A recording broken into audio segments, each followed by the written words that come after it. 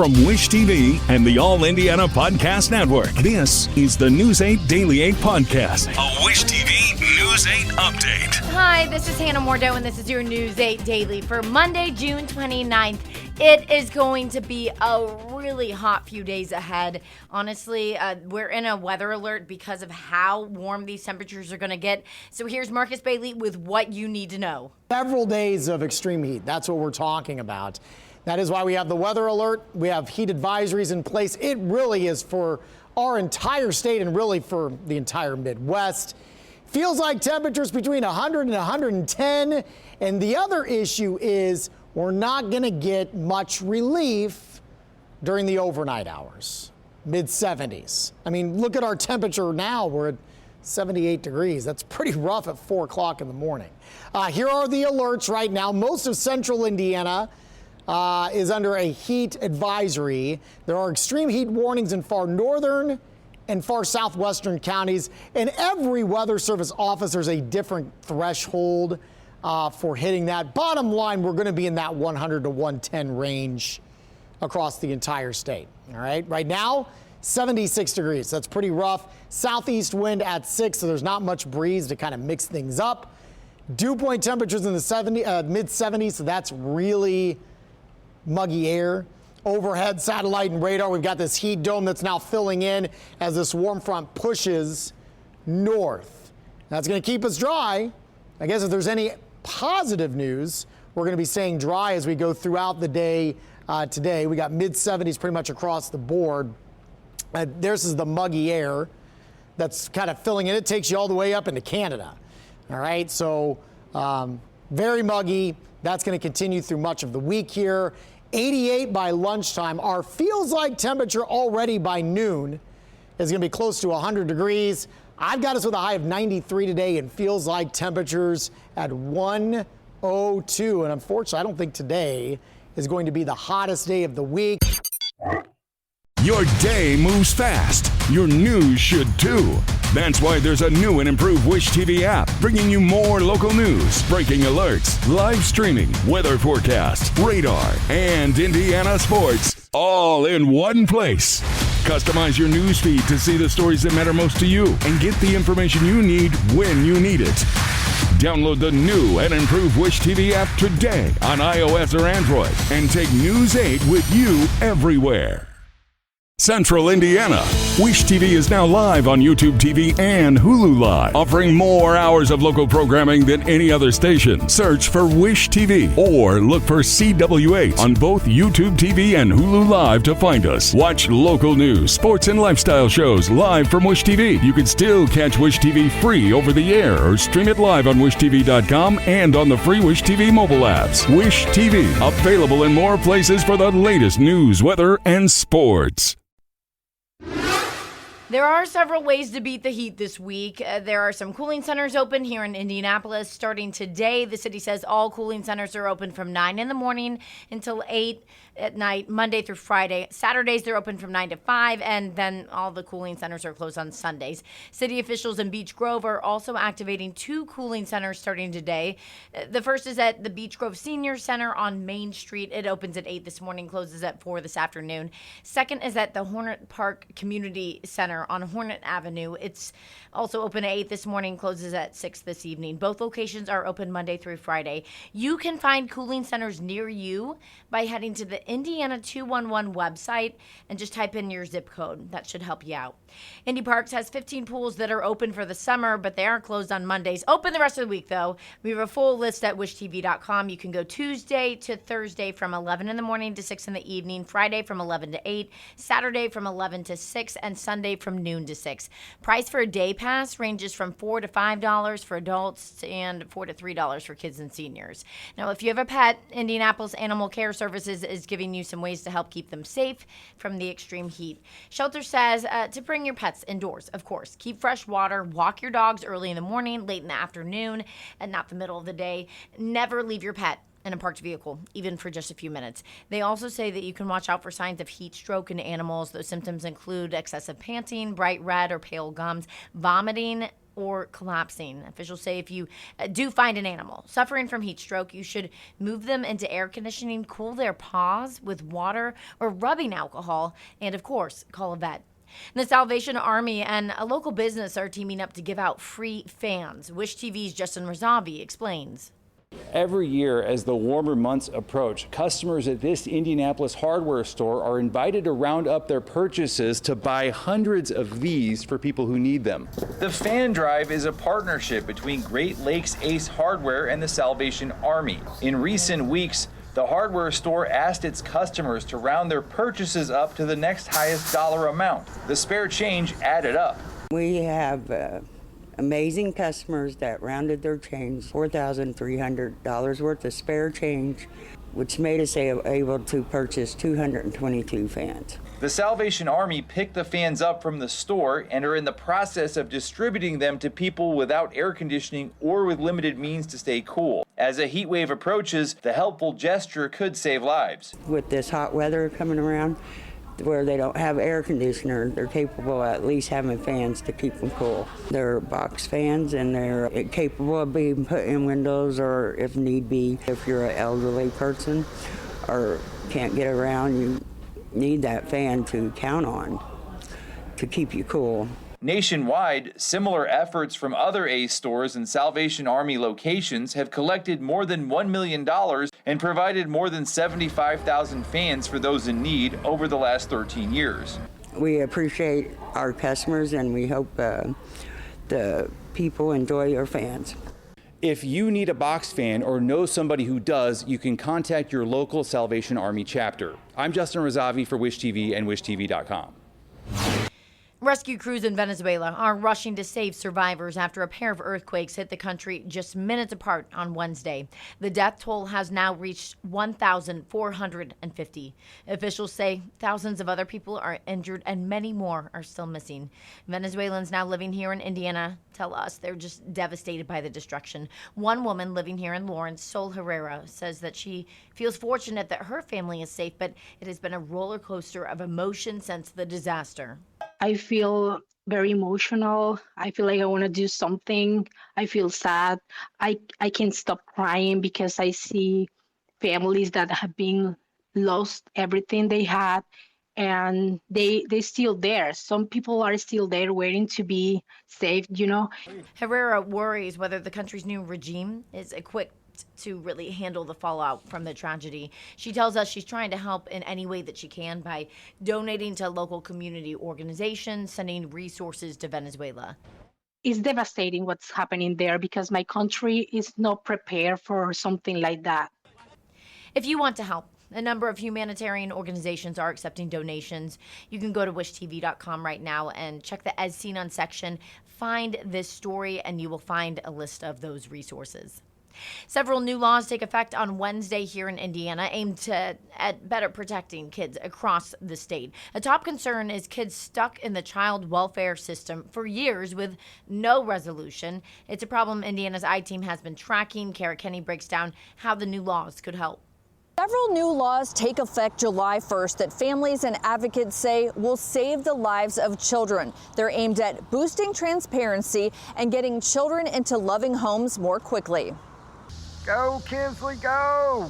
Kinsley's Law takes effect July 1st, named after Kinsley Welty, who died in 2024 from starvation. Her mother is charged with Kinsley's murder. House Enrolled Act 1036 requires Department of Child Services caseworkers to see a child in person within 30 days of closing a case. Kinsley's grandfather says had a caseworker laid eyes on a malnourished Kinsley, it would have saved the little girl's life. I was devastated. I never felt so helpless. I never felt so much anger.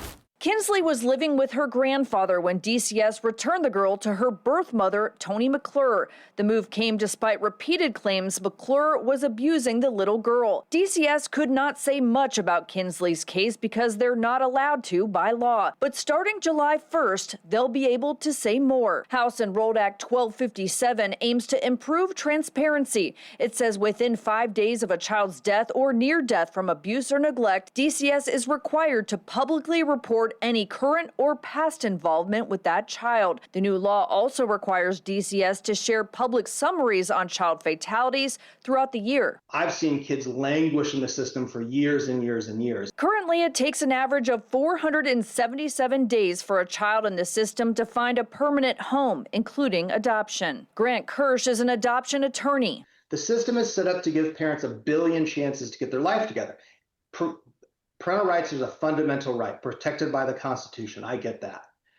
But I think we've taken this way too far. Senate Enrolled Act 171 aims to address that by shortening the time bio parents have to comply with court-ordered services. It just takes away the prolonging of the case and keeping these kids languishing in the system for far too long.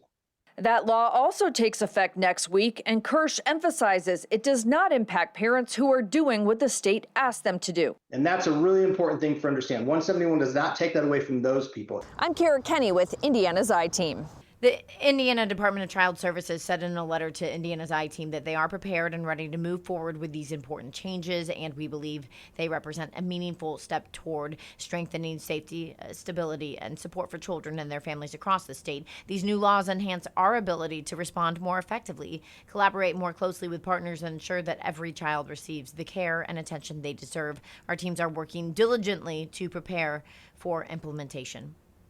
Peace talks between the U.S. and Iran are suffering a new setback after Iran launched drone and missile attacks targeting Bahrain and Kuwait yesterday. That followed renewed attacks from the U.S. on Iran.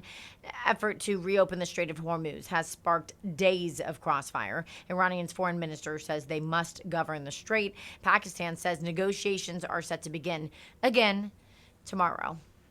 Senator Todd Young opposes a housing bill on the president's desk because he does not believe that it addresses the right problems within the housing market. He talked to News 8 government reporter Garrett Bergquist for Sunday morning's episode of All Indiana Politics. The bill makes several regulatory changes, including to manufactured homes. Perhaps the most noteworthy provision is language to prohibit investors from buying large numbers of single-family homes. Young tells me he thinks Congress should have targeted local zoning regulations instead. Well, the primary provisions that are needed when you think of our housing economy right now is we need more housing. We need more structures. We need more supply, as the economists say, on the market. And the best way to get more supply on the market is to reduce the regulatory burden of local land use and zoning policies. 40% of the housing nationally associated with housing, whether it's in terms of mortgage costs or rent, are associated with overly burdensome land use and zoning policy. I actually have a solution to this. I've had it for several years now, and I've received assurances from Republicans in Congress and Democrats alike that my solution would be taken up when we passed a housing bill. It wasn't included. Therefore, I oppose the measure. That said, there's some good things in there, and I know a number of Hoosiers want us to do things related to housing, so I understand those who end up in a different spot. But I'll continue to work on my measure, which would provide, in my estimation, a more meaningful impact on the housing pinch. And I'd also note, I recently got, just in the last year, I've accomplished something in getting tens of thousands of new workforce houses built in the state of Indiana over the next decade through the low-income housing tax credit program. This is the signature public-private program to build workforce housing in the country. You can see in-depth conversations with your elected officials just like that every Sunday on All Indiana Politics. It airs at 9:30 in the morning right here on Wish TV. I'm Garrett Bergquist for Wish TV and WishTV.com. The Indiana Department of Metropolitan Development will meet Wednesday to vote on new zoning regulations for data centers. If approved, data centers would have to meet minimum distances from protected districts, including neighborhoods. Projects would also have a 65 decibel noise limit, and that is about the same as running a dishwasher. A spokesperson says that the new ordinance should make development more transparent. Tech companies and developers have made 4 separate requests to build data centers in Indianapolis just last year. Uber says it's enacting stricter background checks for drivers. The company is expanding the list of criminal offenses that permanently disqualify someone from being a driver They include any violent felonies like sex crimes, stalking, and strangulation. The changes come after a December New York Times investigation. The report found Uber's policies allowed people with many types of criminal convictions, including violent felonies, to be drivers. Uber currently faces thousands of lawsuits from passengers who say they were sexually assaulted during rides. Sports now. Pacers All-Star Tyrese Haliburton hosted his annual kids camp over the weekend and welcomed a special guest. New Pacer and former Boilermaker star Braden Smith stopped by. Haliburton says he's looking forward to working together. I keep telling him, like, bro, this has got to be a dream come true to be in-state kid, go to a state school, then end up on the NBA team. That's so fire to me. That's like what like dreams are made of, you know? So it's really cool. Obviously, we play the same position, so we spend a lot of time together with position groups and stuff like that. So look forward to just helping him out as much as I can. And, you know, giving them some flack, because obviously I went to the game. Cyclones cooked them last year, and I'm sure they'll do the same to Purdue this year. So I'm sure we'll be having some fun conversations with that. But no, I'm very excited for him to be on the team, and I'm sure it's an exciting time for him and his family. Smith broke a lot of records while at Purdue. Most notably, he became the NCAA all-time assists leader in March. Fever head coach Stephanie White says she is proud of the way the team bounced back after a difficult week, taking down the LA Sparks with an emphatic 111-87 victory over the weekend. With Caitlin Clark sidelined again, the rest of the team made up for her absence. All-star Kelsey Mitchell led the way with 26 points. Leah Boston picked up 17, and Taisha Harris, who serves as Clark's replacement when she's out, scored 16. White says the team's strong connection helped pull them through. I think it's big. You know, I thought our energy was really good. Our activity was really good. We played really well together. We celebrated one another. Like, we played with joy, and that's important. You know, it's when you go through the ups and downs, it's like to feel a win like this and feel connected like this. You know, heading into the break will be a great opportunity for us to continue to work, no doubt about it. Get them a couple days off, and they can relax.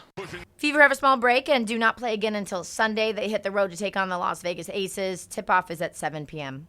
Fever honored the WNBA's first ever president on Saturday. The team presented Val Ackerman with the Lynn Dunn Inspiring Women Award.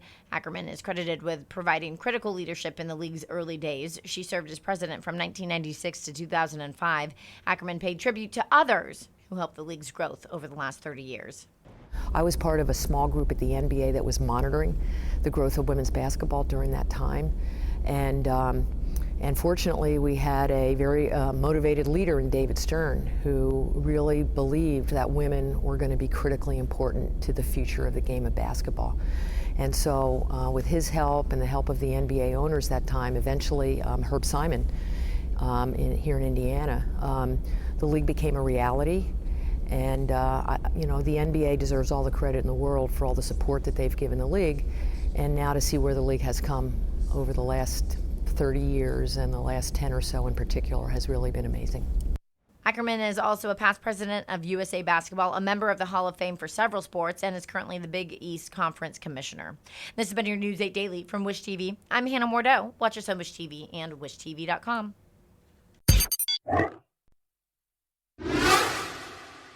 This is the News 8 Daily 8 podcast, a Wish TV News 8 update on demand. For even more, on demand and on the go, connect with Wish TV on Facebook at WishTV.com and on the free Wish TV mobile app. Thank you for listening, and be sure to like, subscribe, and follow this podcast for updates every weekday morning on the All Indiana Podcast Network and wherever you get your podcast.